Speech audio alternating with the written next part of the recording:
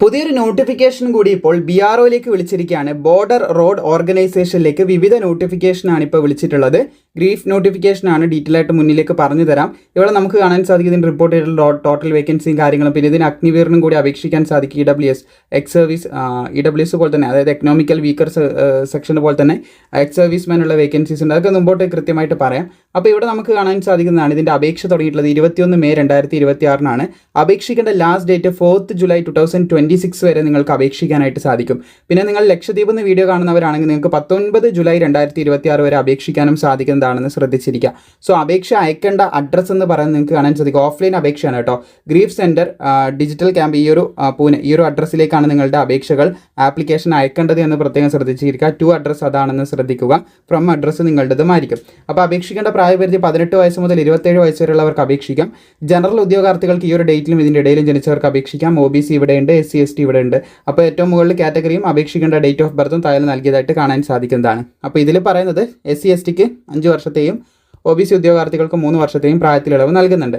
ഇപ്പോൾ അപേക്ഷ വിളിച്ചിട്ടുള്ളത് government of ഇന്ത്യൻ്റെ കീഴിലുള്ള നമ്മുടെ മിനിസ്ട്രി ഓഫ് ഡിഫൻസ്, അതായത് നമ്മുടെ ആർമിയൊക്കെ ഇതിൻ്റെ കീഴിലാണ് വരുന്നത്. അതിൻ്റെ കീഴിലുള്ള ബോർഡർ റോഡ് ഓർഗനൈസേഷനിലേക്കാണ് ജനറൽ സർവീസ് എഞ്ചിനീയർ ഫോഴ്സിലേക്കുള്ള അപേക്ഷ ഇപ്പോൾ വിളിച്ചതായിട്ട് നമുക്ക് കാണാൻ സാധിക്കുന്നത്. അഡ്വർടൈസ്മെൻറ്റ് നമ്പർ 01/2026 ആണ് വിളിച്ചിട്ടുള്ളതെന്ന് ശ്രദ്ധിച്ചിരിക്കുക. വന്നിട്ടുള്ള പോസ്റ്റുകൾ നമുക്കിവിടെ കാണാൻ സാധിക്കും. Draughtsman, Hindi typist, store keeper, technical operator, communication, അതുപോലെ തന്നെ OEM വന്നത് കാണാൻ സാധിക്കും. ഇലക്ട്രീഷ്യൻ, ഇത്രയും പോസ്റ്റുകളാണ് വന്നതായിട്ട് നമുക്ക് കാണാനായിട്ട് സാധിക്കുന്നത്. അപ്പോൾ ഇതിൻ്റെയൊക്കെ ടോട്ടൽ വേക്കൻസി 79 വേക്കൻസിയാണ് മൊത്തത്തിൽ റിപ്പോർട്ട് ചെയ്തിട്ടുള്ളത്. സോ ഡ്രാഗ്സ്മാൻ്റെയും ഓരോന്നിൻ്റെയും ഇവിടെ കൊടുത്തതായിട്ട് കാണാൻ സാധിക്കും. ISM എന്ന് പറയുമ്പോൾ എക്സ് സർവീസ്മെൻ്റെ വേക്കൻസീസ് ആണ് ഇവിടെ കൊടുത്തിട്ടുള്ളത്. അതിൽ നമ്മുടെ അഗ്നിവീർ ഉൾപ്പെടെ ഇതിൽ റിപ്പോർട്ട് ചെയ്യുന്നതായിട്ട് നമുക്ക് കാണാൻ സാധിക്കുന്നതാണ്. അപ്പോൾ നമുക്ക് മുമ്പോട്ട് നോക്കാം. എന്തായാലും ഇതിൻ്റെ ഡീറ്റെയിൽസ് നമുക്ക് 1 by 1 ആയിട്ട് നോക്കാവുന്നതാണ്.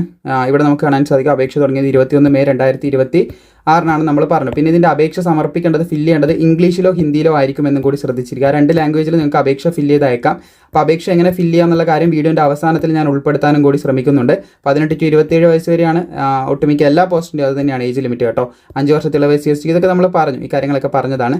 ഇനി അപേക്ഷാ ഫീസിൻ്റെ കാര്യത്തിലേക്ക് കിടക്കുകയാണെങ്കിൽ 50 രൂപ ഫീസായിട്ട് നമുക്ക് കാണാൻ സാധിക്കും. അത് ജനറൽ കാൻഡിഡേറ്റ്സ് അടക്കണം, പിന്നെ EWS കാൻഡിഡേറ്റ്സ് അടക്കണം, ഇൻക്ലൂഡ് എക്സ് സർവീസ്മെനും അതുപോലെ തന്നെ എക്സ് അഗ്നിവീസിനും അടക്കണം.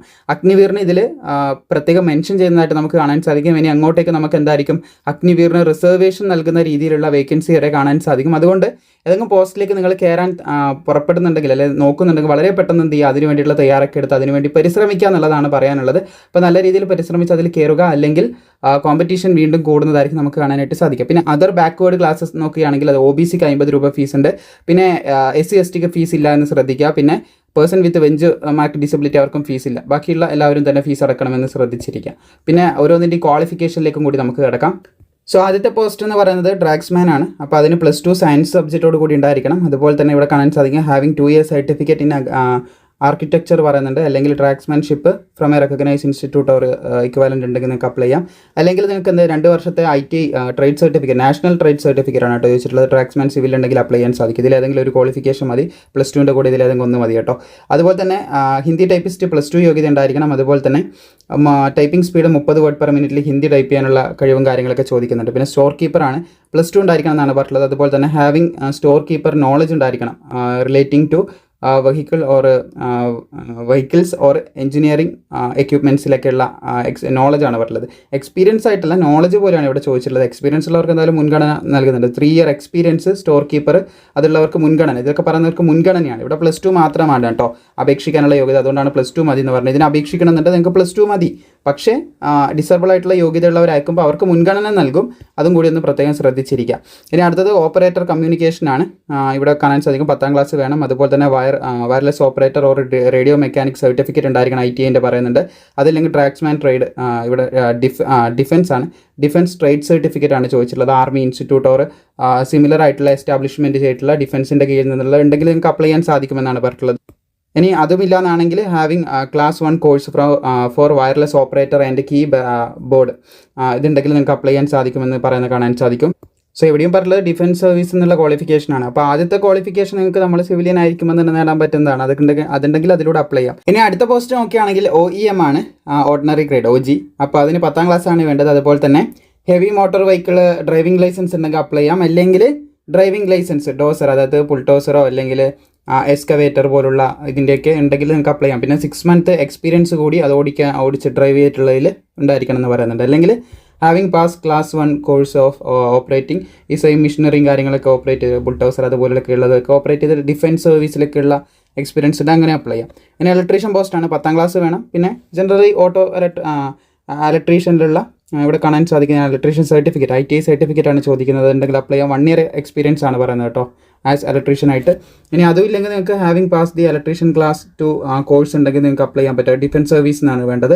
അതില്ലാതാണെങ്കിൽ 10ാം ക്ലാസ്സും ഈ ഒരു ITI എക്സ്പീരിയൻസോട് കൂടി ഉണ്ടെങ്കിൽ അങ്ങനെ അപ്ലൈ ചെയ്യാം. അപ്പോൾ താല്പര്യമുള്ളവർക്ക് ഇപ്പോൾ അപേക്ഷിക്കാൻ സാധിക്കുന്നതാണ്.